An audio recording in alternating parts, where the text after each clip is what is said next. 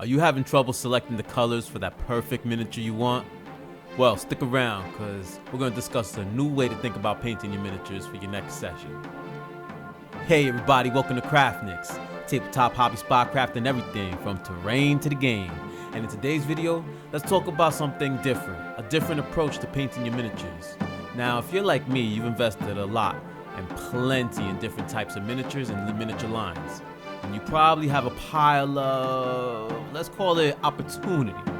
And always rotate that lineup of miniatures to paint on your workstation. You got one miniature one day, you got a second miniature the next day, and then the third day you scrap them both so that you can put your warband down to paint them all. Well, as hobby painters and painters in general, we know the importance of choosing that right color scheme for our miniatures. We want the perfect color for the perfect miniature. But sometimes we struggle finding that perfect match. Well, I want to share a new way to think about your next painting session that can take the stress out of the color selection process, or at minimum, at least take the color paralysis out of it. But first, let's talk about some of the challenges that come with choosing a color scheme for your miniatures. It could be tough to know where to start, what colors work together, and it's all because you want that perfect color combination. Or you saw a perfect color combination online and you want to emulate it, right? Now, some people go to the color wheel for help and others go to the internet, and some have that special ability to just choose what they want. And it works. It all works. It's always going to work. But it's also easy to get stuck in a rut using the same colors over and over again.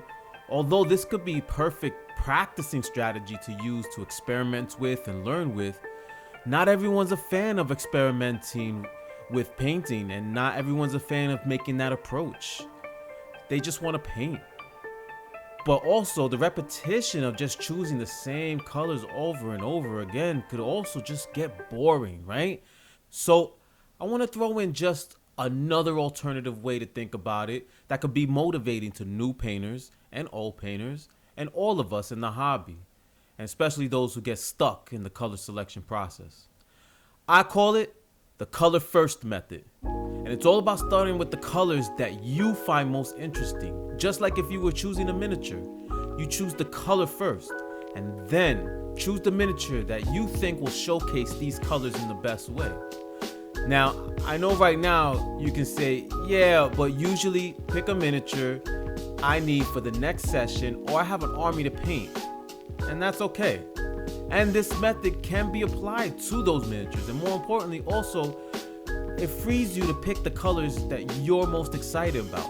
The color first method. Pick the ones that you find exciting. It's more of a reversal way of thought. You put that color selection first before the miniature, and then get the miniature. And you might find the new color palette for your next warband or army. One of the biggest pros of this method is that it allows you to be more creative and more experimental with your painting. And instead of feeling constrained by a pre-existing color scheme of something you saw online, or just trying to get out of that rut, you can let your imagination run wild with the excitement of what you choose before you choose that miniature. And you can see all kinds of unique and interesting combinations that you can come up with just based on the excitement that you get from choosing this. And this can be especially helpful for someone who tends to kind of get stuck in the rut. We've all been there. We all have our own methods of getting out of it. But in this way, when you choose that paint first, it's a way to give you to try something new. And by choosing colors that catch your eye, you'll be able to more likely come up with a paint scheme that you're excited about, and ultimately a formula that you're most excited about, which can help you keep motivated and engaged in the painting process as you continue through your miniatures or your pile of opportunity. And I'll just highlight another pro here. It's incredibly motivating, right? For new and amateur painters alike. Just a different style, a different method, a different way of thinking of it. And instead of feeling overwhelmed by the idea of picking the perfect color scheme, you could just focus on the colors that are just most interesting to you and let that guide your painting journey. And this can help take some of that pressure off the decision-making process too, and it can make it feel less daunting and more fun. Additionally, by choosing these colors, you can find what's appealing. And you'll be more likely to be happy with the final results because it's the colors that you wanted. And for new painters, especially important, it could boost your confidence and encourage you to keep painting. And that's what the hobby's about. You know, another advantage of this method is that it allows you to focus on showcasing the colors themselves. Often miniature painters or just hobby painters, or all of us in general, may be tempted to use a lot of different colors on a single miniature. And this is especially true for hero type miniatures where it has a lot of different trinkets and stuff, you know? But by choosing the limited color palette that you find interesting, the colors that you find exciting, you'll be able to create a more cohesive and polished final product, and you'll be motivated doing it. The limited palette also makes it easier to create a balance between the colors and make the miniature look more polished and professional. You know, one more advantage to this method is that it could be cost effective. A lot of painters tend to have a lot of paint bottles, if that's your thing. But when you have a lot of them get barely used. So by choosing a few that are interesting, the few that really stand out to you, that fit your style, you can not only showcase them, but you'll make the most out of each paint bottle that you have because these are the colors that you're excited about. And this can save you a lot of money in the long run because over time, this stuff will dry out, regardless if it's in a bottle dropper or it's in a paint pot. And it'll help you be more conscious about the colors that you are picking up, especially if you're picking them up from a rack at your local hobby store. All right, so the next time that you're struggling with choosing a color scheme, the perfect colors for that perfect miniatures, don't. And try the color first method. See how it turns out. See how it motivates you. I think you'll be surprised on how it moves you through your painting journey, whether it's that miniature or a small line of miniatures that you're gonna work with.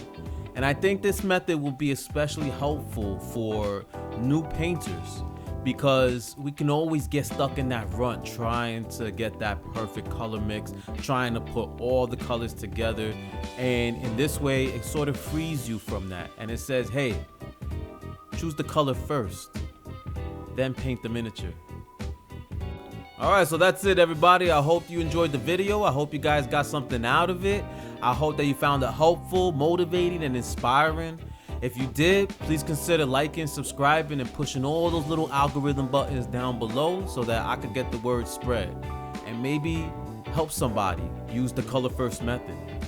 I also have a Patreon open, and this is just to keep the supplies going so I could just keep making videos and I could just keep putting this type of stuff out for the hobby, especially for new people and veterans alike. And I want to give a special shout out to my patrons too because they're the ones keeping me going. So I'm really grateful and really thankful for you guys to show your love and support. I'll take that to the heart.